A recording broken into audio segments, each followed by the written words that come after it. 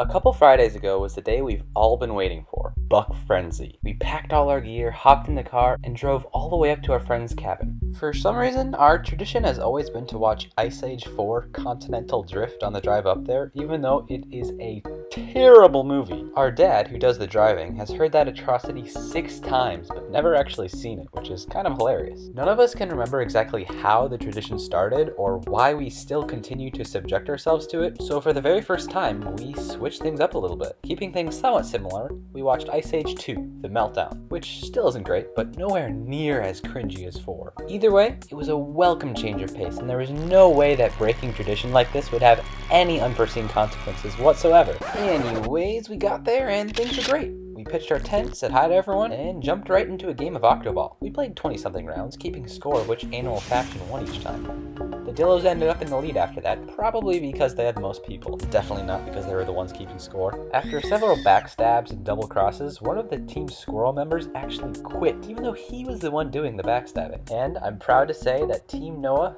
finally got their first W as an inchworm.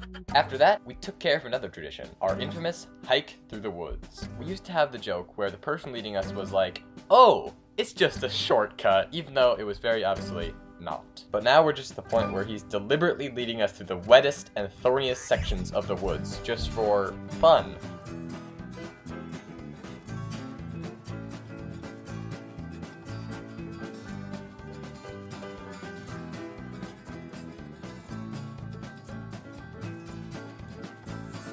We got lots of good footage from the hike, including this. Oh, that's so deep. This. Oh, that just burst everywhere. Thank you. And this. There was a bit of fighting going on over who had to carry the water bottles, and we may have lost one or two in the woods somewhere. Maybe gonna have to find those next year. The rest of the night was fairly normal. We played some Mafia, ate some tacos, and then it started pouring. Lightning and thunder filled the sky, and the wind picked up like crazy as well. It flattened one tent and tore the rain cover off of another. Very bad news for the occupants of both. They had to quickly dash out there, dodging all the falling tree branches and gather all their stuff before it got any more soaked than it already was. One pretty big branch fell off and actually hit the house. Thankfully it didn't do any damage, but it definitely startled us all. After the storm clouds settled and we could go back outside, we found that one article of clothing had gotten lost in the scuffle. A lone pair of underwear. Most of us being guys, we were gravitated to the site, literally. And we knew that we had to do something with it, so a new tradition was born, the raising of the underwear flag. How many people can honestly say that they've saluted a pair of underwear? Probably not many sane people. But nevertheless, we flew that banner loud and proud, and later, we even spray painted it more fitting colors for Buck Frenzy, along with a few other things. Then, it was time. We captured the flag in the dark.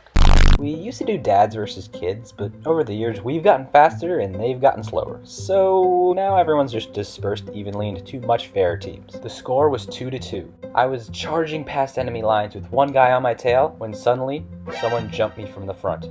To the left, tall grass. To the right, absolutely nothing. We've always had this rule never to run through the tall grass, for a very good reason I've learned. But I was panicking and couldn't really see anything, so guess which way I went? Yeah, left. Suddenly, there was a piercing pain in my foot. I honestly felt like I had stepped in some sort of animal trap. My foot was screaming in pain, and I was stuck. Someone asked me if I was okay, and I told them one word. No. We got some light on the situation, and I was greeted with a frightening sight. A 6-inch metal spike was sticking through the top of my left foot.